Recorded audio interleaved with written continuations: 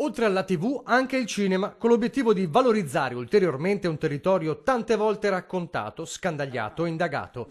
Il nostro direttore Luigi Bacialli è stato nominato presidente della Veneto Film Commission, istituita poco più di un anno fa con il compito di attrarre e facilitare la produzione di opere cinematografiche, televisive e audiovisive nel territorio regionale.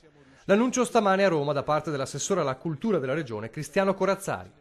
Con la nomina di una personalità come Luigi Bacialli, spiega Corazzari, si potrà finalmente mettere in moto la macchina della Film Commission, che offrirà assistenza gratuita e supporto logistico alle imprese produttrici, aiuterà la filiera delle nostre imprese a fare rete e sosterrà i nostri territori nel diventare set ancora più attrattivi.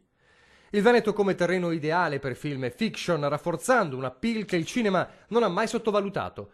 Troppi per citarli tutti i titoli che hanno visto come scenari i nostri territori, da classici come Morte a Venezia e Signore e Signori, alla filmografia di Ermanno Olmi, fino alle mega produzioni hollywoodiane come l'ultimo episodio delle gesta di Spider-Man.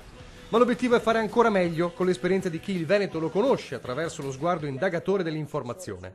La squadra che vede il nostro direttore alla guida è formata anche dai neoconsiglieri Giacomo Brunoro, consulente editoriale, Cecilia Valmarana, responsabili di Rai Movie, l'imprenditore Vittorio Dalleore e la ricercatrice dell'Università di Padova Giulia Lavarone.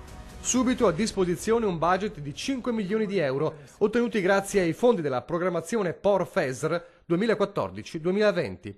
Perché il Veneto, location inconfondibile amata dai grandi cineasti, possa meglio strutturarsi anche in termini di produzione, accoglienza e organizzazione turistica. Una sfida tutta da vincere.